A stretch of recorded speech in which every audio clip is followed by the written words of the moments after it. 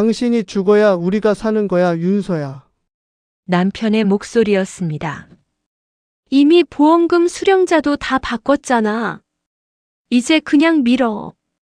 절친이었던 다혜의 목소리가 이어졌습니다. 저 두 사람이 말하는 윤서는 바로 접니다. 안녕하세요, 여러분. 오늘 제가 들려드릴 이야기는 제 인생에서 가장 잔인했던, 그러나 동시에 가장 강렬했던 복수의 기록입니다. 2019년 봄 서울 강남구 청담동. 저는 남편 박성준과 결혼 5년 차를 맞이하고 있었습니다. 성준은 중견 건설사의 이사였고 저는 작은 갤러리를 운영하며 소소한 일상을 즐기고 있었습니다. 여보, 오늘 다혜도 같이 저녁 먹자. 내가 예약해놨어. 성준이 현관문을 열며 환하게 웃었습니다. 좋지. 다혜 요즘 너무 바쁘다고 하던데 오랜만이네. 저는 앞치마를 벗으며 대답했습니다. 강다혜. 제 대학 시절부터 15년을 함께한 절친이었습니다. 참 좋은 사람들에게 둘러싸여 있구나. 그날 저녁 청담동의 한 레스토랑에서 우리 셋은 와인을 기울이며 웃었습니다. 윤서야, 너 정말 행복해 보인다. 부럽다, 진짜. 다혜가 제 손을 꼭 잡으며 말했습니다. 너도 곧 좋은 사람 만날 거야. 이렇게나 멋진데. 그래, 다혜 씨도 빨리 좋은 인연 만나야죠. 제가 소개팅 주선해 드릴까요? 성준이 농담조로 거들었고 우리는 함께 웃었습니다. 그 웃음이 얼마나 공허한 것이었는지 그때의 저는 전혀 알지 못했습니다. 테이블 위 촛불이 흔들리며 우리 셋의 얼굴을 비췄습니다. 성준의 손이 와인 잔을 들어올리는 순간 저는 무심코 그의 손목을 봤습니다. 새로 산 시계였습니다. 은색 줄이 달린 고급스러운 스위스 시계. 여보, 그 시계 새로 산 거야? 예쁘다. 아, 이거? 회사에서 성과급 받아서 하나 샀지. 마음에 들어? 성준이 손목을 들어 보이며 웃었습니다. 오빠 취향 좋네. 역시 센스 있어. 다혜가 옆에서 거들었습니다. 그 순간 제 눈에 들어온 것은 다혜의 손목이었습니다. 그녀도 같은 디자인의 시계를 차고 있었습니다. 다만 여성용으로 좀 더 작고 가늘었지만 모델은 같았습니다. 우연이겠지. 저는 고개를 저으며 다시 와인을 마셨습니다. 첫 번째 이상한 징조는 그로부터 2달 후에 나타났습니다. 어느 토요일 오후, 저는 갤러리 재고 정리를 하다가 성준의 서재에서 필요한 서류를 찾고 있었습니다. 그의 책상 서랍을 열었는데 낯선 호텔 영수증 하나가 눈에 들어왔습니다. 시그니엘 호텔 이그제큐티브 스위트룸 5월 14일. 5월 14일. 그날은 성준이 부산 출장을 간다고 했던 날이었습니다. 설마. 아니야. 회사 접대였겠지. 억지로 마음을 다스리며 서랍을 닫으려는데 그 밑에 또 다른 영수증이 보였습니다. 같은 호텔, 다른 날짜. 6월 2일, 6월 18일, 7월 5일. 손이 떨렸습니다. 여보, 뭐 찾아? 뒤에서 성준의 목소리가 들렸습니다. 저는 황급히 서랍을 닫았습니다. 아니, 그냥 클립 좀 찾으려고. 서재에 웬일이야? 필요한 거 있으면 말해. 내가 찾아줄게. 그의 목소리는 평소와 다름없이 다정했지만 제 가슴은 빠르게 뛰기 시작했습니다. 괜찮아. 이미 찾았어. 저는 빈손으로 서재를 나왔습니다. 의심하지 마. 의심하면 안 돼. 하지만 그날 이후 저는 성준의 모든 행동이 다르게 보이기 시작했습니다. 출근할 때 평소보다 신경 써서 넥타이를 매는 모습, 퇴근 후 샤워를 먼저 하는 습관, 그리고 무엇보다 핸드폰을 절대 제 앞에 두지 않는다는 것. 일주일 후 저는 다혜에게 전화를 걸었습니다. 잘 지내고 있어? 요즘 별일은 없고? 너무 오래 못 봤네. 윤서야 미안해. 요즘 프로젝트가 너무 바빠서. 조만간 보자. 다혜의 목소리는 어딘가 급했고 뭔가를 숨기는 듯한 느낌이 들었습니다. 혹시 다음 주 목요일에 시간 돼? 같이 저녁 먹을래? 목요일? 목요일은 안 될 것 같아. 회의가 있어서. 7월 5일 목요일. 그날은 성준의 서랍에서 봤던 호텔 영수증의 날짜였습니다. 설마 그럴 리가. 전화를 끄는 저는 손이 떨렸습니다. 핸드폰을 쥔 손에 힘이 들어가며 화면이 살짝 흔들렸습니다. 확인해야 해. 확실하게. 그날 밤 저는 성준이 잠든 후 그의 핸드폰을 조심스럽게 들었습니다. 비밀번호는 우리 결혼 기념일이었습니다. 1014. 화면이 켜지자 가장 먼저 메시지 앱을 열었습니다. 다혜와의 대화창이 있었습니다. 성준. 내일 같은 곳에서 만나. 3시. 다혜. 윤서한테 들킬까봐 무섭다. 성준. 괜찮아. 얘는 아무것도 모르니까. 순진해서 다행이지. 다혜. 그래도 조심하자. 아직은. 메시지 날짜는 3일 전이었습니다. 핸드폰을 든 제 손이 심하게 떨렸습니다. 숨소리가 거칠어지고 가슴이 터질 것처럼 뛰었습니다. 아직은이라는 게 무슨 뜻이지? 더 위로 스크롤을 올렸습니다. 2달 전부터 시작된 대화들이 끝없이 나타났습니다. 다혜. 보고 싶어. 오늘 못 봐? 성준. 저녁에 윤서 재우고 나갈게. 다혜. 우리 언제까지 이래야 해? 성준. 조금만 기다려. 계획대로 하면 돼. 계획. 무슨 계획? 침대에 누워있는 성준을 봤습니다.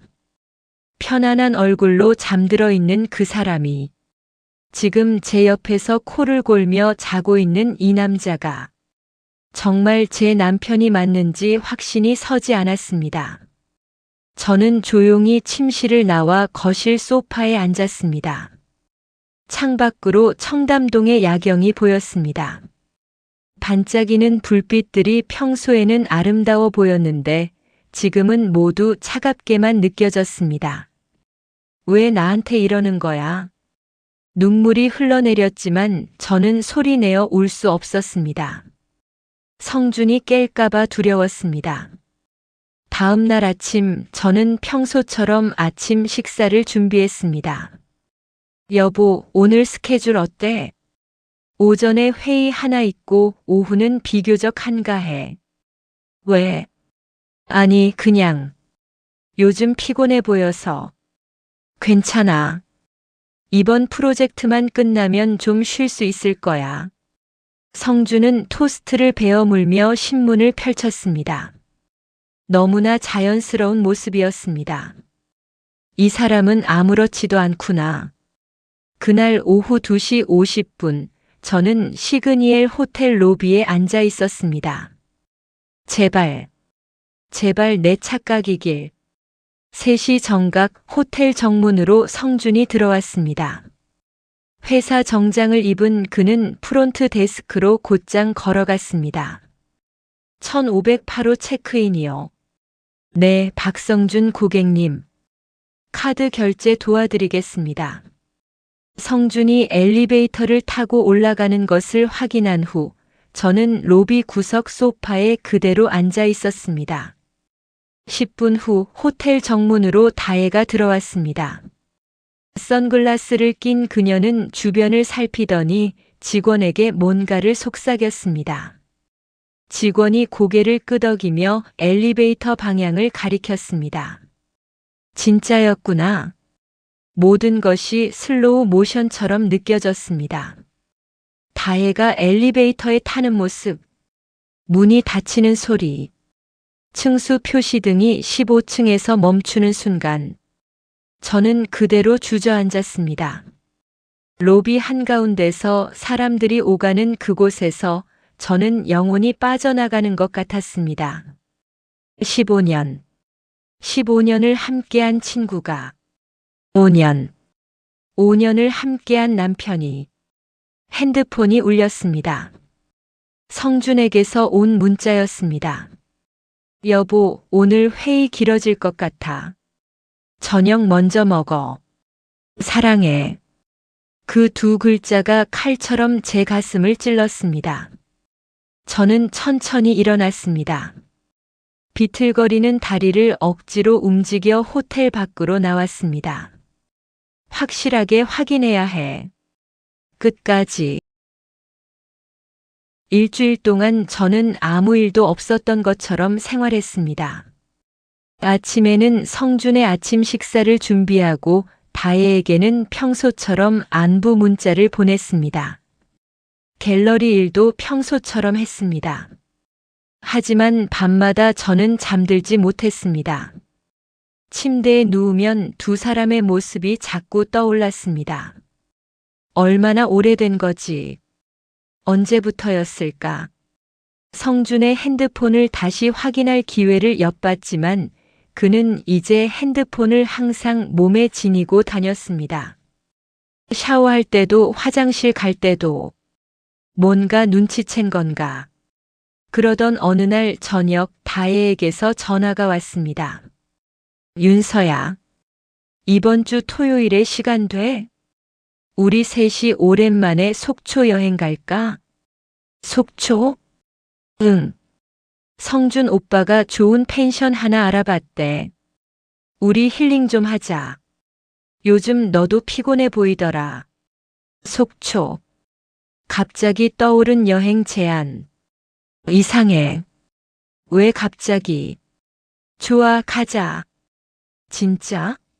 그럼 내가 펜션 예약할게. 토요일 아침 9시에 우리 집 앞에서 만나자. 전화를 끊은 저는 곧바로 성준에게 물었습니다. 여보, 이번 주 토요일에 속초 간다며? 아, 그거? 다혜 씨가 먼저 제안했어. 우리 셋이 오랜만에 여행 가면 좋을 것 같아서. 당신도 요즘 스트레스 많았잖아. 성준은 태연하게 대답했습니다. 하지만 제 눈에는 그의 눈동자가 미세하게 흔들리는 것이 보였습니다. 뭔가 있어. 분명히. 토요일 아침 우리 셋은 성준의 차를 타고 속초로 향했습니다. 차 안은 평소처럼 화기애애했습니다. 다혜는 뒷자리에서 신나는 노래를 틀었고 성준은 운전하며 농담을 던졌습니다. 윤서야, 바다 보면 기분 좋아질 거야. 요즘 너무 갤러리 일만 하느라 힘들었지? 응, 고마워.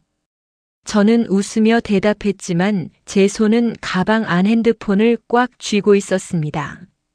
3시간 후 우리는 속초의 한 펜션에 도착했습니다. 바다가 바로 보이는 2층 건물이었고 주변에는 다른 건물이 거의 없었습니다. 와, 여기 진짜 좋다. 오빠 어떻게 이런 곳 찾았어? 다혜가 감탄하며 펜션 안으로 들어갔습니다. 회사 후배가 추천해줬어. 조용하고 좋다고. 펜션 내부는 깔끔했습니다. 1층에는 거실과 주방, 2층에는 방 2개가 있었습니다. 윤서야, 우리 큰 방 쓰자. 다혜 씨는 작은 방 써도 괜찮죠? 응, 나는 괜찮아. 너희 부부가 큰 방 써.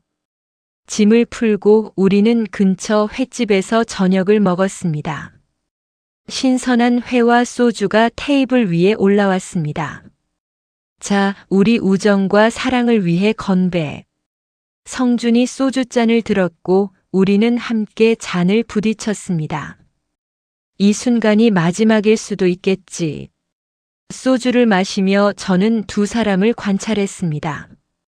성준과 다혜는 자연스럽게 대화를 나눴지만 가끔씩 시선이 마주칠 때면 묘한 긴장감이 흘렀습니다. 밤 10시 우리는 펜션으로 돌아왔습니다.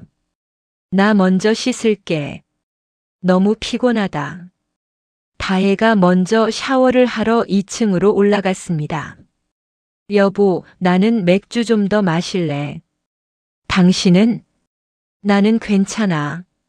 먼저 올라가 있을게. 저는 2층 큰 방으로 올라갔습니다. 하지만 방으로 들어가지 않고 복도 구석에 몸을 숨겼습니다. 지금이야. 10분 후 다혜가 샤워를 마치고 작은 방으로 들어가는 소리가 들렸습니다. 그리고 1층에서 성준이 올라오는 발소리. 성준은 큰 방이 아닌 다혜의 방문을 두드렸습니다. 다혜 씨, 잠깐만. 들어와. 문이 열리고 닫히는 소리. 저는 숨을 죽이고 그 방 문 앞으로 다가갔습니다. 윤서는 잠들었어? 다혜의 목소리였습니다. 아직. 근데 곧 잘 거야. 오늘 피곤해 보이더라. 그럼. 언제 할 거야? 내일 아침. 우리 일찍 일어나서 바다 산책하자고 할게. 그때. 무섭다. 정말 괜찮을까? 괜찮아. 사고처럼 보이게 할 거야. 바위에서 미끄러진 거로. 여기 CCTV도 없고 주변에 사람도 없잖아. 저는 그 순간 숨이 멎는 것 같았습니다. 보험금은? 이미 수령자 다 바꿨어. 나랑 당신 앞으로. 10억. 윤서가 알면 어떡해? 알 리가 없어. 얘는 바보야. 우리가 지난 6개월 동안 호텔에서 만났는데도 눈치도 못 챘잖아. 두 사람이 웃었습니다. 제 다리가 풀렸습니다.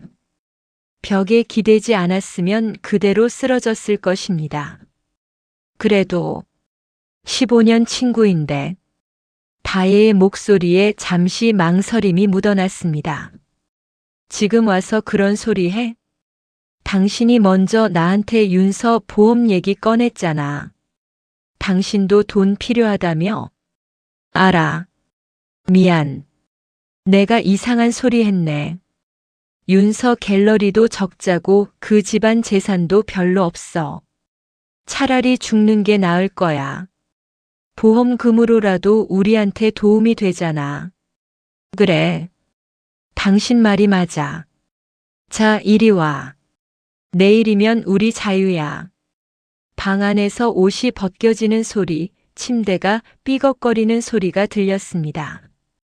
저는 비틀거리며 큰 방으로 들어갔습니다.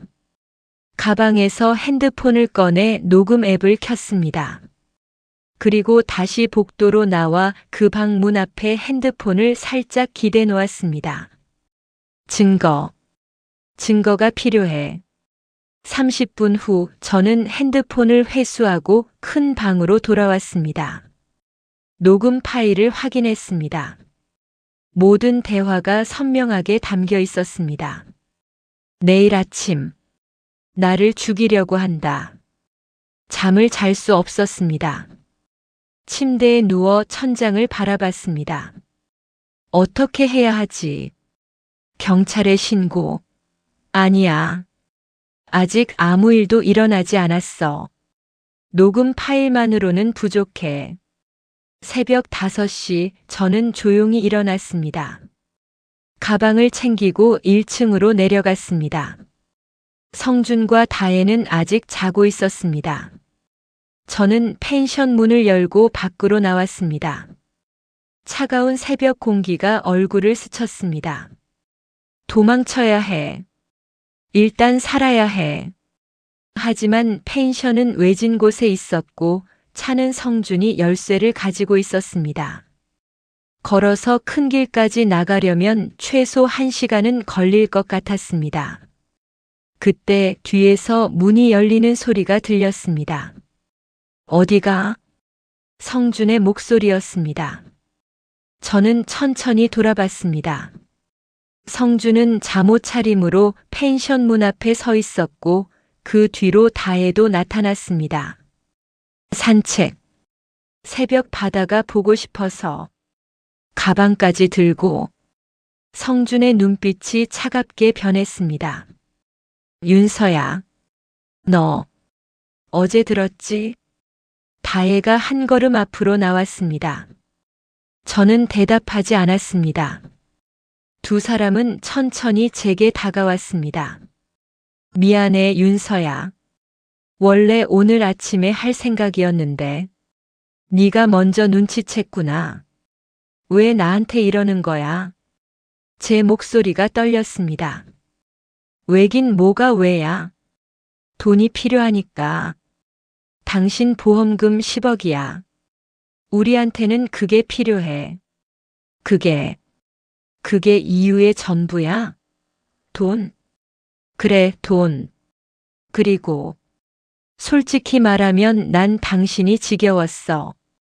맨날 착하게만 살고 순진하기만 하고. 다혜가 훨씬 재밌어. 자극적이고. 성준이 비웃듯 말했습니다. 윤서야, 미안해. 진짜 미안해. 근데 나도 돈이 필요했어. 내 사업이 망했거든. 5억이 당장 필요해. 다혜가 말했지만 그녀의 눈에는 미안함이 전혀 없었습니다. 15년 동안 나를 속인 거야? 15년? 아니, 우리 사귄 지 1년밖에 안 됐어. 작년 겨울. 제가 교통사고로 입원했을 때 다혜가 매일 병문안을 왔었습니다. 성준도 매일 저를 보러 왔었고. 그때부터 자, 이제 그만 끝내자. 윤서야. 성준이 제 팔을 잡았습니다. 나 줘.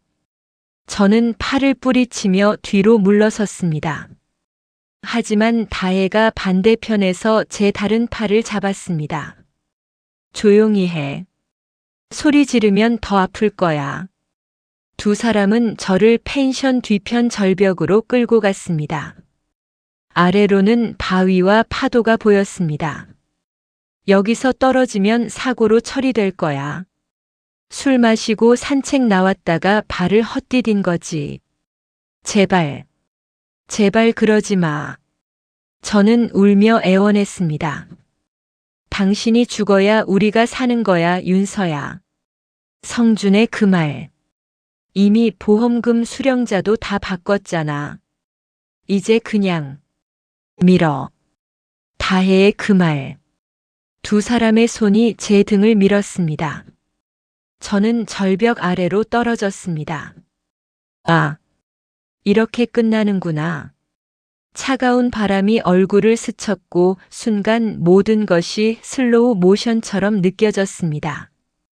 성준과의 결혼식 날, 다혜와 함께 웃던 대학 시절, 갤러리를 처음 열었을 때의 설렘. 나는 그저 평범하게 살고 싶었을 뿐인데 몸이 바위에 부딪히며 정신이 흐려졌습니다. 하지만 완전히 의식을 잃기 전 저는 가방에 넣어둔 핸드폰을 떠올렸습니다. 녹음 파일, 증거, 의식이 꺼져갔습니다. 눈을 떴을 때 저는 하얀 천장을 보고 있었습니다. 여기는 어디지? 몸을 움직이려 했지만 온몸이 깁스와 붕대로 감겨 있었습니다. 통증이 밀려왔고 저는 신음을 흘렸습니다. 정신이 드셨군요. 옆에서 낯선 남자의 목소리가 들렸습니다. 고개를 돌리자 60대 정도로 보이는 남자가 의자에 앉아 저를 보고 있었습니다. 저는 저는 누구? 기억이 안 나시나요? 당신은 오윤서. 3주 전에 속초 해안 절벽에서 떨어졌습니다. 새벽 조업 나갔던 어부가 당신을 발견했죠. 3주. 남편. 제 남편은 장례는 이미 치렀습니다. 네. 해경과 경찰이 수색했지만 시신을 찾지 못했습니다. 실종 후 2주가 지나 사망 처리됐죠. 남자는 담담하게 설명했습니다. 당신 남편 박성준 씨와 친구 강다혜 씨가 신고했습니다. 새벽에 당신이 혼자 산책 나갔다가 돌아오지 않았다고. 술을 마신 상태였고 발을 헛디딘 것으로 결론 났습니다. 계획대로 됐구나. 왜 저를 살려주셨어요? 살려준 건 어부입니다. 난 그저 당신을 치료했을 뿐이죠. 나는 이 섬의 의사입니다. 남자가 일어서며 창문을 열었습니다. 밖으로는 푸른 바다가 보였습니다. 여긴 울릉도 외곽의 작은 섬입니다. 본토에서 배로 2시간 거리죠. 인구는 50명 정도. 왜 병원으로 옮기지 않으셨어요? 당신이 원하지 않았으니까. 제가요? 의식이 돌아왔을 때 당신은 제발 병원에 옮기지 말라고. 죽은 걸로 해달라고 울며 애원했습니다. 그래서 그렇게 해드린 겁니다. 남자는 저를 향해 봉투 하나를 내밀었습니다. 당신 가방에서 나온 겁니다. 핸드폰은 바닷물에 젖어 망가졌지만 메모리 카드는 살렸습니다. 녹음 파일이 있더군요. 저는 떨리는 손으로 봉투를 받았습니다. 들어봤습니다. 당신 남편과 친구가 당신을 죽이려 한 거죠? 고개를 끄덕였습니다. 그럼 경찰에. 안 됩니다. 안 돼요. 저는 소리쳤고 상처가 욱신거렸습니다. 제가 직접 해야 해요. 복수? 네. 제 손으로. 직접. 남자는 잠시 저를 바라보다가 고개를 끄덕였습니다. 알겠습니다. 당신이 회복될 때까지 도와드리죠. 대신 조건이 있습니다. 조건? 복수를 끝내고 나면 이 섬으로 다시 돌아오십시오. 여기서 새로운 삶을 시작하세요. 증오에 잠식당하지 말고. 남자의 눈빛은 진지했습니다. 약속할 수 있습니까? 저는 잠시 망설이다가 고개를 끄덕였습니다. 약속합니다. 그날부터 제 지옥 같은 재활이 시작됐습니다. 왼쪽 다리는 3군데가 골절됐고 오른쪽 팔은 인대가 파열됐습니다. 갈비뼈 4개가 부러졌고 머리에는 큰 상처가 났습니다. 처음 한 달은 침대에서 일어날 수조차 없었습니다. 그는 자신을 김도현이라고 소개했습니다. 김도현은 매일 제 상처를 치료하고 재활을 도왔습니다. 아파도 참으세요. 이겨내지 못하면 복수도 없습니다. 2달째. 저는 목발을 짚고 일어설 수 있게 됐습니다. 3달째. 천천히 걸을 수 있게 됐습니다. 4달째. 혼자 힘으로 씻고 먹을 수 있게 됐습니다. 그 기간 동안 김도현은 제게 외부 소식을 전해줬습니다. 박성준 씨는 보험금 10억을 받았습니다. 강다혜 씨와 반씩 나눴더군요. 그 돈으로 뭘 했죠? 박성준은 새 차를 샀고 강다혜는 새 사무실을 얻었습니다. 둘은 이제 공개적으로 연인 관계입니다. 제 가슴에 불이 붙었습니다. 내 죽음으로 행복해하다니. 더 있습니다. 당신 갤러리는 폐업했고 당신 부모님은요? 딸을 잃은 충격으로 건강이 악화됐습니다. 어머님이 먼저 돌아가셨고 아버님은 요양원에 계십니다. 핸드폰이 없어도 그 말만으로 제 심장은 산산이 부서졌습니다. 엄마, 아빠. 그날 밤 저는 혼자 해변에 나가 울었습니다. 파도 소리만이 제 울음을 삼켰습니다. 미안해요. 엄마. 살아있는데 찾아뵙지 못해서. 5달째. 저는 거의 정상적으로 움직일 수 있게 됐습니다. 얼굴에 상처도 많이 나았지만 왼쪽 관자놀이에는 큰 흉터가 남았습니다. 성형수술을 받으세요. 김도현이 말했습니다. 얼굴을 바꾸라고요? 네. 오윤서는 죽었습니다. 이제 새로운 사람으로 살아야죠. 새로운 사람. 네. 이름도 바꾸세요. 완전히 다른 사람이 되는 겁니다. 저는 그의 말에 고개를 끄덕였습니다. 맞아. 오윤서는 죽었어. 이제 새로운 나로 살아야 해. 어떤 이름이 좋을까요? 스스로 정하세요. 당신의 새로운 인생인데 제가 정할 순 없죠. 저는 며칠 동안 고민했습니다. 그리고 마침내 이름을 정했습니다. 유미리. 버드나무처럼 유연하게, 아름답게 다시 태어나겠다는 의미. 유미리. 좋은 이름이네요.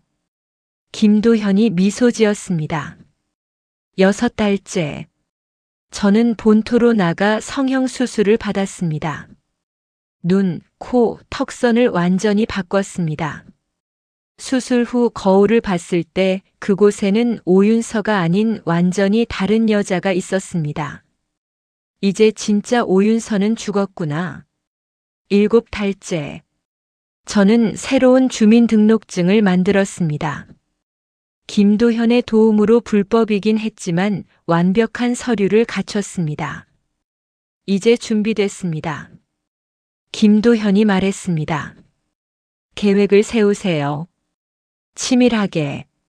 저는 고개를 끄덕였습니다. 그날 밤부터 저는 노트에 복수 계획을 적기 시작했습니다. 첫 페이지에는 단 한 문장만 적었습니다. 박성준과 강다혜, 너희는 반드시 대가를 치를 것이다. 8달째. 저는 섬을 떠날 준비를 했습니다. 약속 잊지 마세요.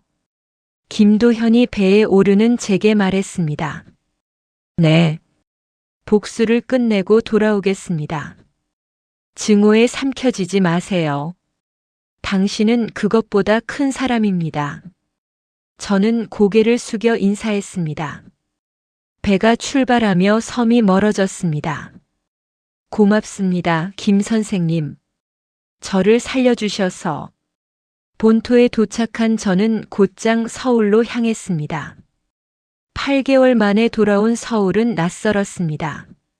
아니, 낯선 건 서울이 아니라 제 자신이었습니다. 나는 이제 유미리야. 오윤서가 아니라. 첫 목적지는 아버지가 계신 요양원이었습니다. 하지만 저는 안으로 들어가지 못했습니다. 문 앞에서 한참을 서성이다가 결국 돌아섰습니다. 아직은 안 돼. 복수를 끝낸 후에. 2번째 목적지는 제 옛 갤러리였습니다. 지금은 다른 가게가 들어서 있었습니다. 카페로 바뀌어 있었습니다. 여기서 나는 행복했었는데. 3번째 목적지는 제가 살던 청담동 아파트였습니다. 밤 10시, 아파트 건너편 카페에 앉아 저는 창문을 바라봤습니다. 15층, 제가 살던 집에 불이 켜져 있었습니다. 아직도 거기서 살고 있구나. 30분 후 성준이 현관문을 나섰습니다. 양손에는 쓰레기 봉투가 들려 있었습니다. 변한 게 없네. 쓰레기는 여전히 밤에 버리는구나. 성준의 얼굴을 보는 순간 제 가슴에 불이 붙었습니다. 8개월 동안 준비한 이 순간. 시작이야. 이제 진짜 시작이야. 저는 카페를 나와 골목 어둠 속으로 사라졌습니다. 제 그림자만이 길게 늘어져 있었습니다. 그날 밤 저는 작은 원룸을 구했습니다. 그리고 벽에 두 사람의 사진을 붙였습니다. 인터넷에서 찾은 최근 사진들이었습니다. 박성준, 강다혜. 너희는 내가 죽었다고 믿고 있겠지. 하지만 나는 살아있어. 그리고 곧 너희의 모든 것을 무너뜨릴 거야. 책상 위에는 빨간 펜이 놓여 있었습니다. 저는 그 펜으로 사진 위에 큰 X자를 그었습니다. 붉은 각인. 이제 시작한다. 복수는 감정이 아니라 수학이라는 것을 저는 그 8개월 동안 배웠습니다. 원룸 벽에는 이제 사진뿐만 아니라 온갖 정보들이 붙어 있었습니다. 박성준의 회사 조직도, 강다혜의 사업체 구조, 그들의 일정표, 자주 가는 장소, 만나는 사람들. 모든 걸 알아야 해. 약점을 찾으려면 첫 번째 조사 대상은 박성준이었습니다. 저는 그가 다니는 회사 근처 카페에서 아르바이트를 시작했습니다. 얼굴을 완전히 바꿨기 때문에 그는 제가 누군지 전혀 알아보지 못했습니다. 아메리카노 한 잔이요. 어느 날 점심시간 성준이 카페에 들어왔습니다. 제 앞에 선 그를 보는 순간 손이 떨렸습니다. 진정해. 들키면 안 돼. 네, 아메리카노 한 잔 나왔습니다. 저는 최대한 자연스럽게 커피를 건넸습니다. 성준은 커피를 받아들고 저를 한번 쳐다봤습니다.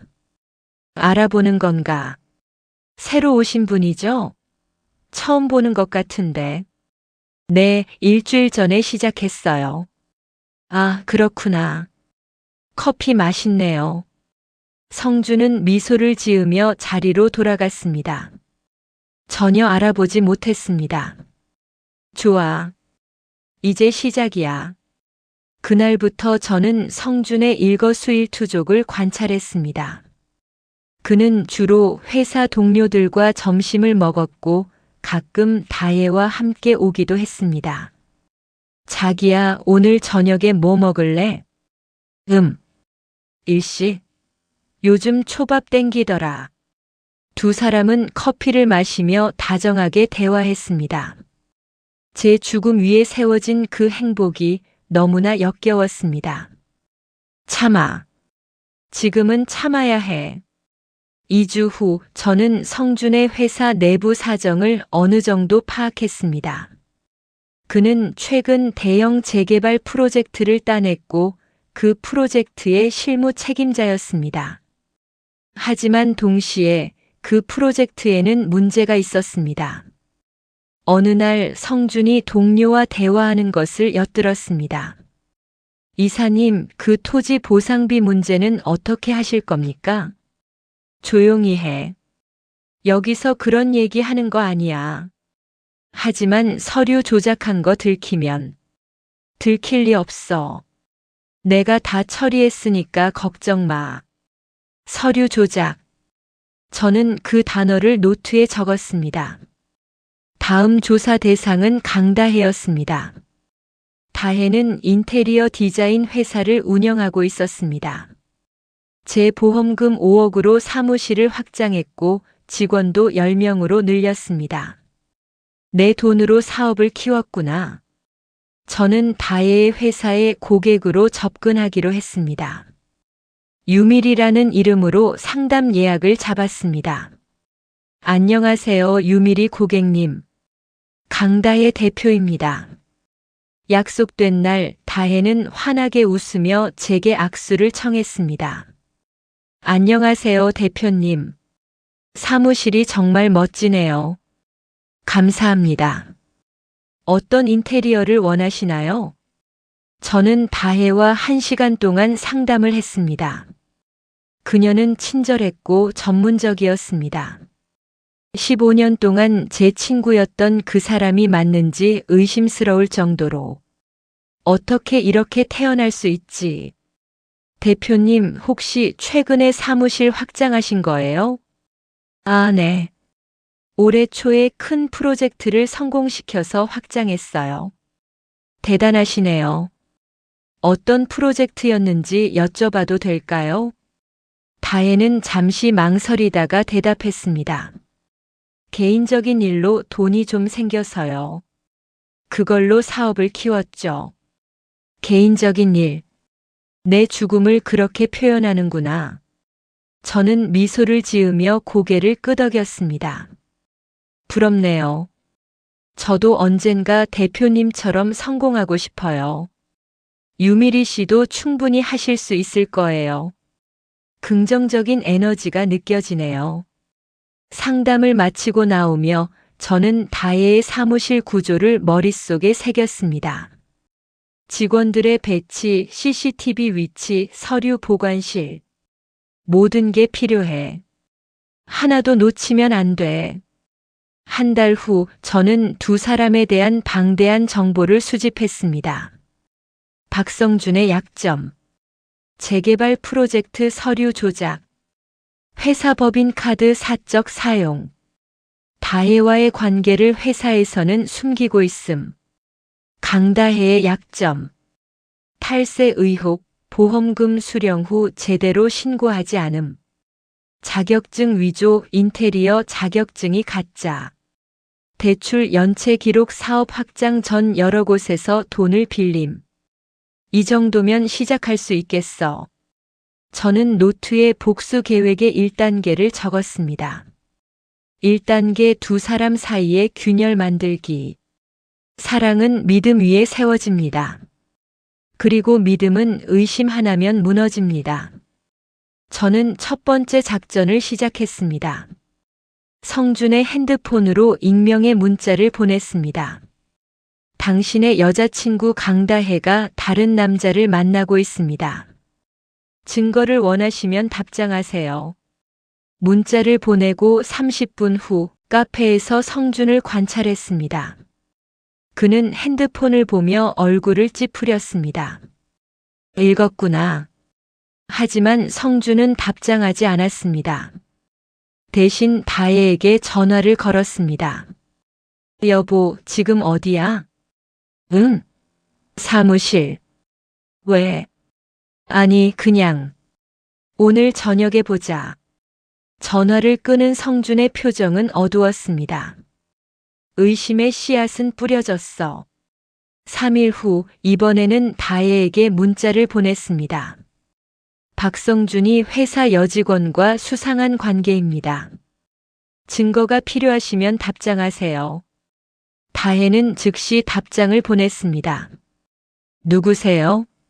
무슨 증거요? 역시 다혜가 더 불안해하는구나. 저는 답장하지 않았습니다. 불안은 답이 없을 때 더 커지니까요. 일주일 후 저는 두 번째 작전을 실행했습니다. 성준이 자주 가는 헬스장에 다혜의 가짜 지갑을 떨어뜨려 놓았습니다. 그 지갑 안에는 낯선 남자와 찍은 사진 한 장. 물론 포토샵으로 합성한 가짜였지만 자세히 보지 않으면 진짜처럼 보였습니다. 저기요, 이거 떨어뜨리신 거 아니에요? 헬스장 직원이 성준에게 지갑을 건넸습니다. 이거? 아, 제 여자친구 거네요. 감사합니다. 성준은 지갑을 받아들고 안을 확인했습니다. 그의 얼굴이 굳어지는 것이 보였습니다. 봤구나. 사진을. 그날 저녁 성준과 다혜는 심하게 싸웠습니다. 저는 그들이 자주 가는 레스토랑 근처에서 그 장면을 목격했습니다. 이 사진 뭐야? 이 남자 누구야? 사진? 무슨 사진? 아, 이건 고등학교 동창이야. 거짓말하지 마. 너 나 배신하는 거지. 미쳤어? 내가 너를 배신해? 너야말로 요즘 이상하잖아. 두 사람은 레스토랑 밖에서 고성이 오갔고 결국 다혜가 먼저 택시를 타고 떠났습니다. 좋아. 균열이 시작됐어. 다음 날 저는 세 번째 작전을 실행했습니다. 다혜의 사무실로 익명의 소포를 보냈습니다. 그 안에는 성준이 회사 여직원과 커피를 마시는 사진이 들어 있었습니다. 물론 그저 업무상 미팅이었지만 각도를 잘 잡아서 마치 데이트하는 것처럼 보이게 만들었습니다. 대표님, 택배 왔어요. 내가 주문한 거 없는데. 다혜가 소포를 뜯는 모습을 사무실 창문 밖에서 지켜봤습니다. 그녀의 얼굴이 창백해졌습니다. 이제 너도 의심하게 될 거야. 일주일 동안 저는 계속해서 두 사람에게 의심의 증거들을 심었습니다. 성준의 차에 낯선 여자의 머리핀을 떨어뜨려 놓고 다혜의 가방에 낯선 남자의 명함을 몰래 넣어 놓았습니다. 두 사람은 점점 서로를 의심하기 시작했습니다. 요즘 너 이상해. 뭔가 숨기는 거 있지? 너야말로 맨날 핸드폰만 붙들고 있잖아.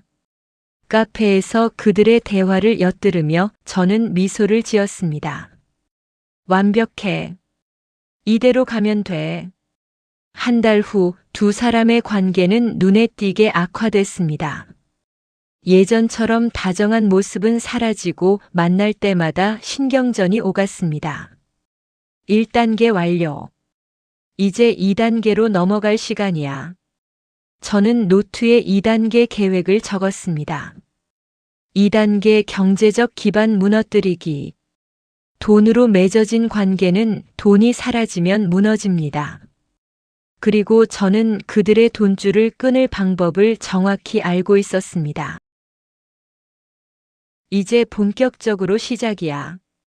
저는 첫 번째 목표를 박성준의 회사 프로젝트로 정했습니다. 그가 담당하는 재개발 프로젝트, 그 안에 숨겨진 서류 조작. 이것만 폭로되면 그의 경력은 끝입니다. 하지만 직접 폭로하면 안 됩니다. 그러면 제 존재가 드러날 수 있으니까요. 누군가 다른 사람이 발견하게 만들어야 해. 저는 성준의 회사 내부자를 찾기 시작했습니다. 그에게 불만을 품고 있는 사람, 이용할 수 있는 사람. 3일 후 적임자를 찾았습니다. 김태훈 대리. 성준과 같은 팀에서 일하지만 최근 승진해서 탈락했습니다. 그는 점심시간마다 혼자 카페에 와서 아메리카노를 마셨습니다. 대리님, 아메리카노 한 잔 나왔습니다. 아, 고맙습니다. 김태훈은 피곤한 얼굴로 커피를 받아들었습니다. 대리님, 요즘 많이 힘드신 것 같아요. 티가 나나요? 조금요. 제가 커피 한 잔 더 드릴까요? 서비스로요. 괜찮습니다. 고맙네요. 저는 그에게 조금씩 다가갔습니다. 매일 따뜻한 말 한마디씩 건네며 그의 신뢰를 얻어갔습니다. 2주 후 김태훈은 저에게 마음을 열기 시작했습니다. 요즘 회사가 정말 힘들어요. 박 이사 때문에. 박 이사요? 네. 승진도 그 사람 때문에 못했고, 명백히 제가 실적이 더 좋았는데, 그럼 부당한 거 아닌가요? 부당하죠. 근데 뭐 어쩌겠어요. 그 사람이 윗사람들이랑 줄이 닿아 있는데. 좋아. 불만이 쌓여 있구나. 대리님, 혹시 박 이사가 뭔가 문제가 있는 건 아닐까요? 문제? 그야. 있죠. 김태훈은 주변을 살피더니 목소리를 낮췄습니다. 솔직히 말하면 그 사람 요즘 담당하는 재개발 프로젝트. 서류에 문제가 있어요. 서류요? 네. 토지 보상비 관련해서. 근데 자세한 건 저도 잘 모르겠어요. 그 사람이 혼자 처리하거든요. 바로 이거야. 그런 문제가 있으면 신고하는 게 맞지 않나요? 신고요? 그럼 저만 손해예요. 괜히 찍혀서 회사 생활 못하게 될 수도 있고. 저는 고개를 끄덕였습니다. 그것도 그렇네요. 조심하셔야겠어요. 대화를 마치고 저는 다음 계획을 세웠습니다. 김태훈을 이용하되 그가 자발적으로 움직이게 만들어야 해. 일주일 후 저는 회사 익명 게시판에 글 하나를 올렸습니다. 물론 추적이 불가능한 방식으로 박성준 이사의 재개발 프로젝트 서류 조작 의혹 있습니다. 토지 보상비 부풀리기, 허위 계약서 등 내부 고발합니다. 글이 올라간 지 2시간 만에 회사는 발칵 뒤집혔습니다. 이게 무슨 소리야? 성준이 사무실에서 소리를 질렀습니다. 이사님, 일단 진정하시고. 진정해? 누가 이런 거짓말을. 하지만 글은 이미 퍼졌고 회사 감사팀이 조사에 착수했습니다. 이제 시간 문제야. 3일 후 저는 김태훈을 다시 만났습니다. 대리님, 그 게시판 글 보셨어요? 네. 회사가 난리예요. 박 이사님은 어떠세요? 진땀 빼고 있죠. 조사 받느라. 김태훈의 얼굴에 미묘한 미소가 떠올랐습니다. 그래. 내 복수도 시작된 거야. 감사 결과가 나오기까지는 한 달이 걸렸습니다. 그 한 달 동안 성준은 점점 초췌해졌습니다. 자기야, 괜찮아. 넌 잘못한 게 없잖아. 다혜가 위로했지만 성준은 신경질적으로 반응했습니다. 잘못한 게 없어. 만약 들키면 난 끝이야.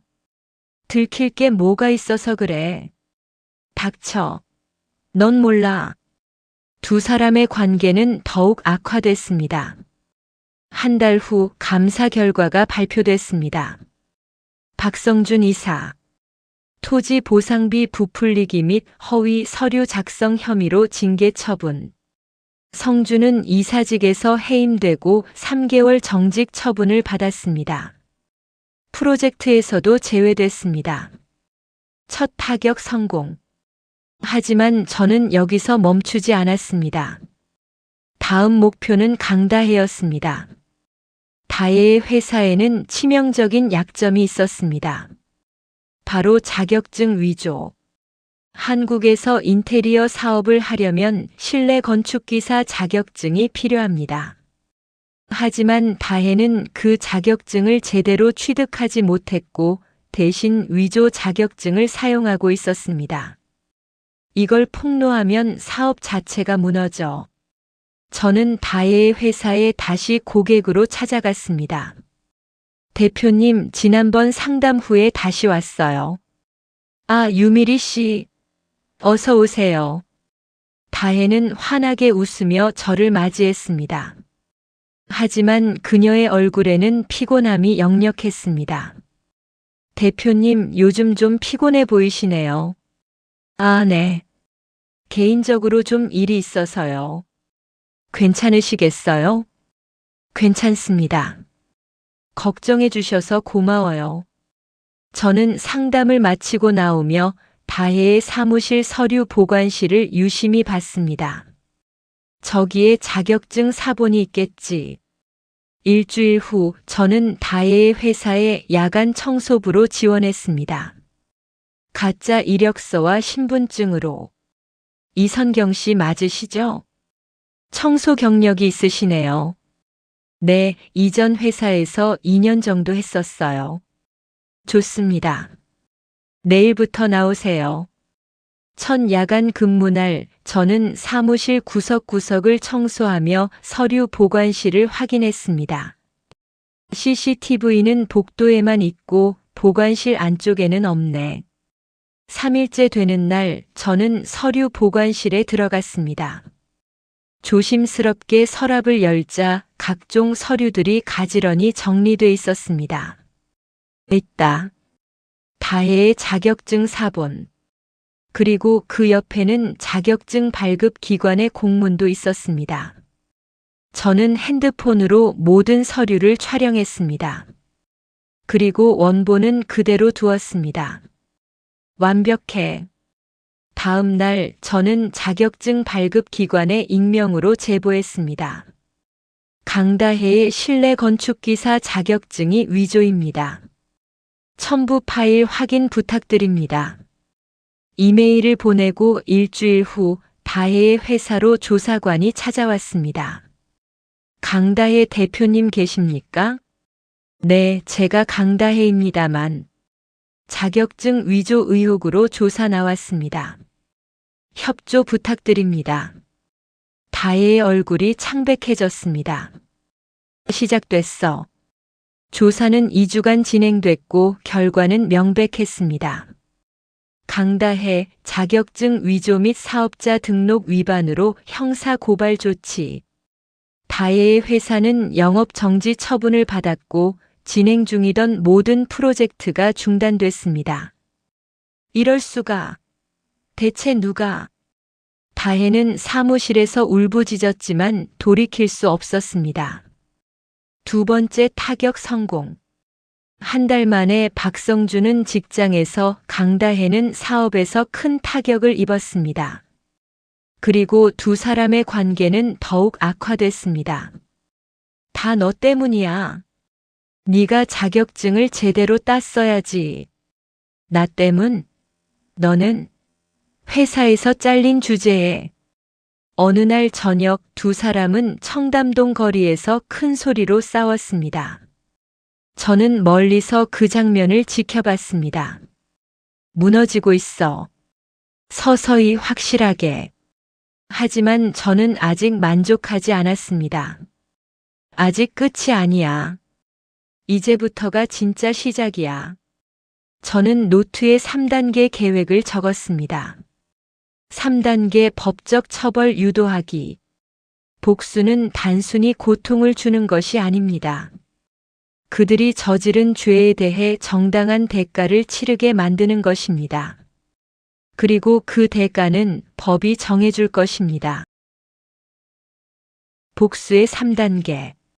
이제 두 사람을 법의 심판대로 끌고 가야 할 시간이었습니다. 하지만 조심해야 해. 한 번에 모든 걸 터뜨리면 안 돼. 서서히 그들이 빠져나갈 구멍이 없도록. 저는 8개월 전 속초 펜션에서 녹음한 파일을 다시 들었습니다. 당신이 죽어야 우리가 사는 거야, 윤서야. 이미 보험금 수령자도 다 바꿨잖아. 이제 그냥 밀어. 성준과 다혜의 목소리가 선명했습니다. 살인 계획, 보험금 사기, 모든 것이 담겨 있었습니다. 이 녹음 파일 하나면 충분해. 하지만 타이밍이 중요해. 저는 먼저 보험사부터 움직이기로 했습니다. 저는 익명으로 보험사에 제보 이메일을 보냈습니다. 박성준, 강다혜의 보험금 수령건. 사기 가능성 있습니다. 피보험자 오윤서의 사망이 사고가 아닐 수 있습니다. 보험사는 즉시 재조사에 착수했습니다. 10억이라는 큰 금액이었기 때문에 그들도 신중할 수밖에 없었습니다. 박성준 씨 보험금 수령건으로 몇 가지 확인할 사항이 있습니다. 확인요? 벌써 다 처리된 거 아니에요? 재조사 과정에서 몇 가지 의문점이 발견됐습니다.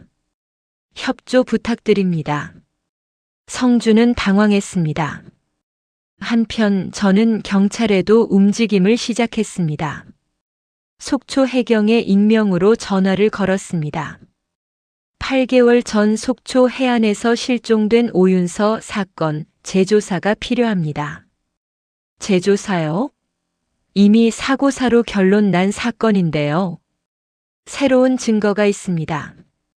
이메일로 보내드리겠습니다. 저는 녹음 파일의 일부를 해경에 보냈습니다. 살인 계획 부분만 발췌해서 3일 후 해경은 사건을 재수사하기로 결정했습니다. 박성준 씨, 강다혜 씨, 참고인 조사 받으러 오셔야 합니다. 참고인 조사요? 왜요? 오윤서 씨 사건 재수사 중입니다. 새로운 증거가 나왔거든요. 두 사람의 얼굴이 창백해졌습니다. 드디어 시작됐어.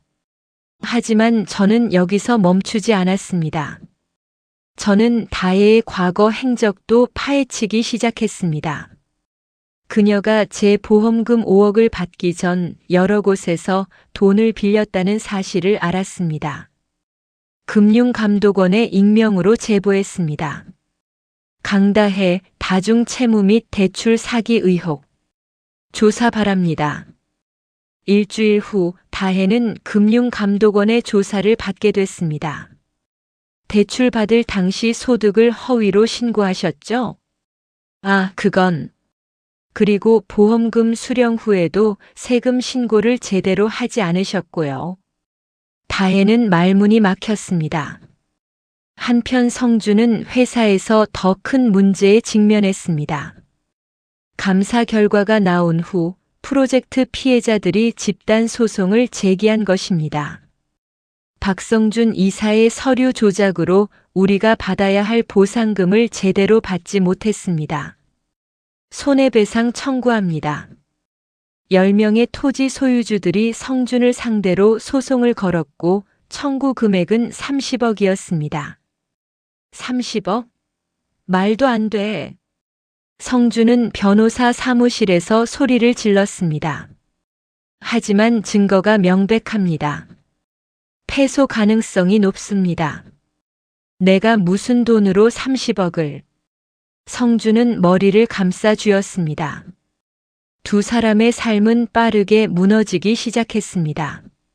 성준은 회사에서 완전히 해고됐고 다혜는 사업자 등록이 취소됐습니다. 두 사람 모두 빚더미에 앉게 됐습니다. 다 네 잘못이야. 네가 자격증을 제대로 땄어야지.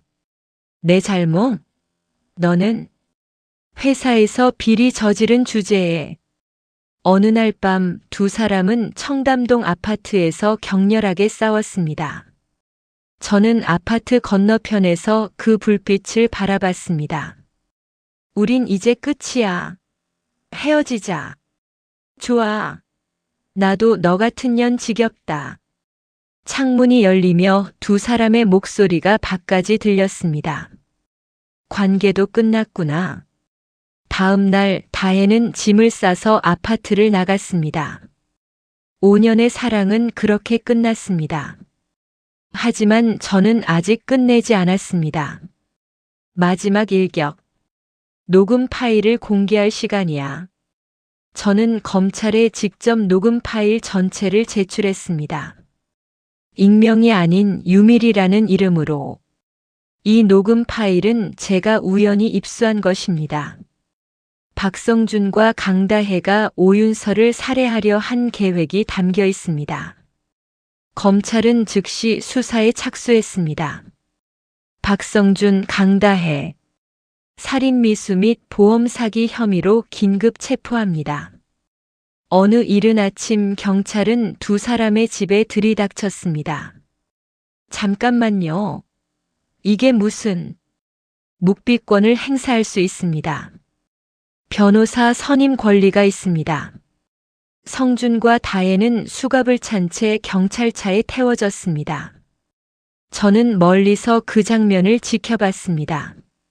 차가운 바람이 제 얼굴을 스쳤습니다. 이제 끝이 보여. 재판은 3개월 후에 시작됐습니다. 저는 방청석에 앉아 두 사람을 봤습니다. 그들은 초췌했습니다. 살이 빠지고 얼굴은 핏기가 없었습니다. 피고인 박성준, 강다혜. 피해자 오윤서를 살해하려 했으나 미수에 그친 혐의. 그리고 보험 사기 혐의로 기소됐습니다. 판사의 목소리가 법정에 울렸습니다. 검사 측 증거 제출하십시오. 녹음 파일을 제출합니다. 법정에 녹음 파일이 재생됐습니다. 당신이 죽어야 우리가 사는 거야, 윤서야. 이미 보험금 수령자도 다 바꿨잖아. 이제 그냥 밀어. 법정이 술렁였습니다. 방청객들이 수군거렸고 기자들은 메모를 했습니다. 성준과 다혜는 고개를 숙인 채 아무 말도 하지 못했습니다. 변호인 할 말 있습니까? 피고인들은 일시적 충동에 의한 것이었습니다. 실제로 살인을 저지르지는 않았고, 하지만 계획은 치밀했고 실제로 피해자는 절벽에서 떨어졌습니다. 다만 기적적으로 살아난 것뿐입니다. 검사가 반박했습니다. 재판은 6개월간 진행됐습니다. 그동안 저는 매 공판마다 방청석에 앉아 두 사람을 지켜봤습니다. 고통스럽지? 나도 그랬어. 절벽에서 떨어질 때, 8개월 동안 재활할 때, 마침내 선고일이 왔습니다. 피고인 박성준 살인 미수 및 보험 사기 혐의로 징역 12년을 선고합니다. 피고인 강다혜 살인 미수 방조 및 보험 사기 혐의로 징역 10년을 선고합니다. 또한 보험사에 보험금 10억 원 전액을 반환하고 피해자에게 위자료 5억 원을 지급할 것을 명합니다. 판사의 선고가 떨어지자 다혜는 그 자리에서 무너졌습니다. 안 돼. 안 돼. 성준은 멍하니 앉아 있었습니다. 저는 방청석에서 조용히 일어났습니다. 법정 밖으로 나와 긴 복도를 걸었습니다. 끝났어. 드디어 끝났어. 선고 후 한 달. 저는 교도소 면회실에 앉아 있었습니다. 유리창 너머로 성준이 들어왔습니다. 누구시죠? 성준은 저를 알아보지 못했습니다. 당연했습니다. 제 얼굴은 완전히 바뀌었으니까요. 제 소개를 먼저 해야 할까요? 아니면 당신이 먼저 알아맞혀 볼래요? 뭐? 무슨 소리를? 저는 천천히 입을 열었습니다. 속초 펜션. 절벽. 당신이 밀어버렸던 그 여자. 기억나세요? 성준의 얼굴이 굳어졌습니다. 설마. 네, 맞아요. 저예요. 오윤서. 말도 안 돼. 윤서는 죽었어. 죽었죠. 법적으로는. 하지만 기적적으로 살아났어요. 그리고 이렇게 당신 앞에 다시 섰죠. 성준은 믿을 수 없다는 표정으로 저를 바라봤습니다. 어떻게요? 8개월 동안 지옥 같은 재활을 겪으며 버텼죠. 오직 복수를 위해서. 윤서야. 미안해. 정말 미안해. 미안하다고요? 지금? 저는 차갑게 웃었습니다. 당신은 저를 죽이려 했어요. 15년 친구였던 다혜와 함께. 10억 때문에. 그건 내가 정신이 나가서. 정신이 나갔다고요? 아니에요. 당신들은 아주 치밀하게 계획했죠. 6개월 동안. 성준은 고개를 숙였습니다. 제가 왜 여기 왔는지 아세요? 당신의 얼굴을 보고 싶었어요. 무너진 당신의 얼굴을. 12년이라는 시간을 선고받은 당신의 표정을. 저는 천천히 일어섰습니다. 잘 살아요. 교도소에서. 그 12년 동안 제가 절벽에서 떨어졌을 때의 그 순간을 매일 기억하면서. 윤서야. 잠깐. 저는 돌아보지 않고 면회실을 나왔습니다. 다음 주 저는 다혜도 만났습니다. 유밀이? 누구세요? 다혜 역시 저를 알아보지 못했습니다. 15년 친구. 기억나지 않아요? 15년? 다혜야 나야. 윤서. 다혜의 얼굴에서 핏기가 사라졌습니다. 거짓말. 거짓말이야. 거짓말이 아니에요. 저 살아있어요. 네가 절벽에서 밀었지만 윤서야, 미안해. 정말 미안해. 다혜는 울기 시작했습니다. 저도 미안해요. 응.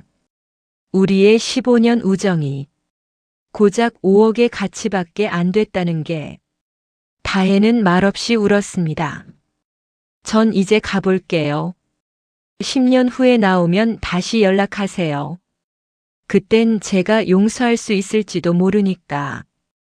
저는 자리에서 일어났습니다. 윤서야.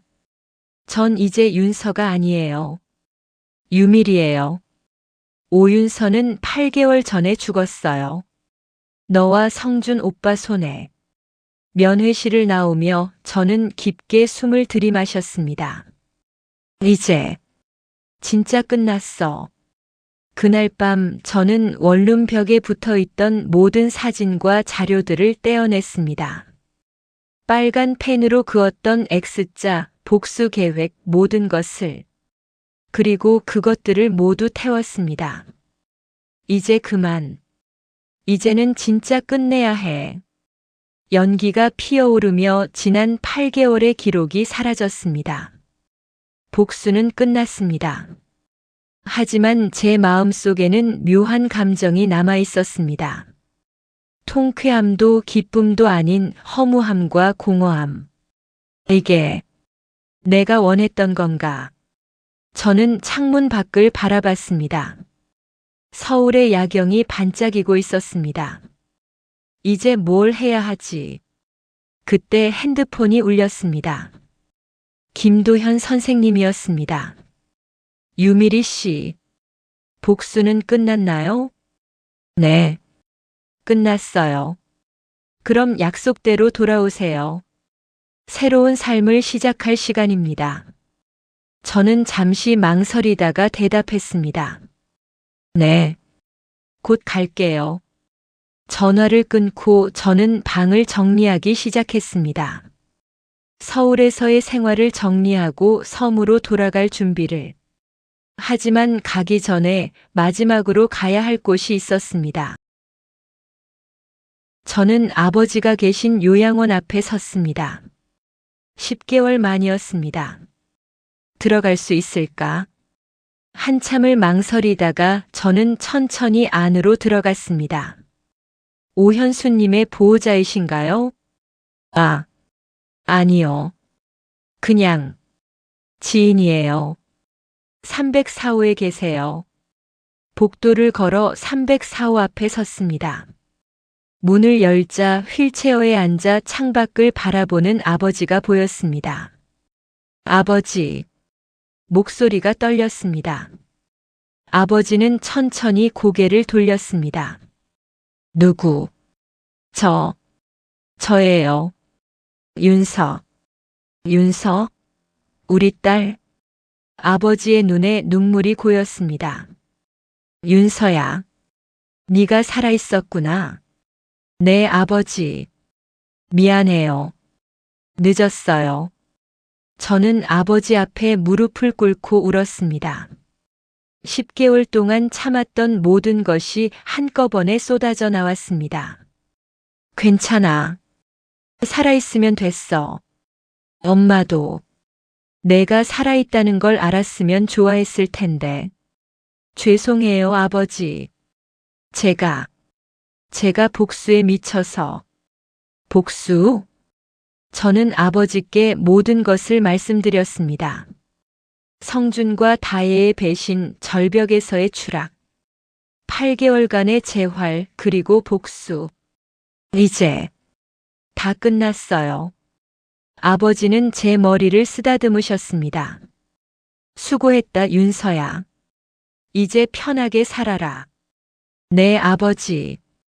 요양원을 나오며 저는 가슴이 한결 가벼워진 것을 느꼈습니다. 이제 진짜 끝났어. 모든 게. 다음 날 저는 엄마 산소를 찾아갔습니다. 엄마, 저 왔어요. 묘비 앞에 앉아 저는 꽃을 놓았습니다. 미안해요. 늦게 와서. 그리고 제대로 마지막 인사도 못해서 바람이 불어왔습니다. 마치 엄마가 대답하는 것 같았습니다. 전 이제 새로운 삶을 살려고 해요. 복수는 끝났어요. 이제는 진짜 제 인생을 살고 싶어요. 한참을 앉아 있다가 저는 일어났습니다. 다시 올게요. 엄마. 일주일 후 저는 울릉도로 가는 배에 올랐습니다. 서울의 빌딩들이 점점 멀어졌습니다. 복수로 가득 찼던 10개월이 저 뒤에 남겨졌습니다. 섬에 도착하자 김도현 선생님이 마중 나와 계셨습니다. 돌아왔군요. 네. 약속했잖아요. 복수는 끝났어요. 이제 정말 끝났어요. 김 선생님은 미소를 지으셨습니다. 그럼 이제 시작합시다. 진짜 유미리의 삶을. 그날부터 저는 섬에서 새로운 삶을 시작했습니다. 김 선생님의 진료소에서 간호조무사로 일하며 섬 사람들을 도왔습니다. 처음에는 낯설었지만 시간이 지나며 점점 익숙해졌습니다.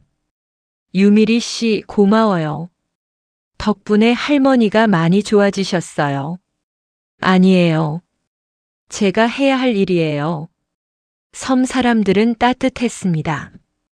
제 과거를 묻지 않았고 그저 현재의 저를 받아들여 줬습니다. 6개월 후 저는 섬 사람들과 함께 작은 갤러리를 열었습니다. 다시 갤러리를. 하지만 이번엔 달랐습니다.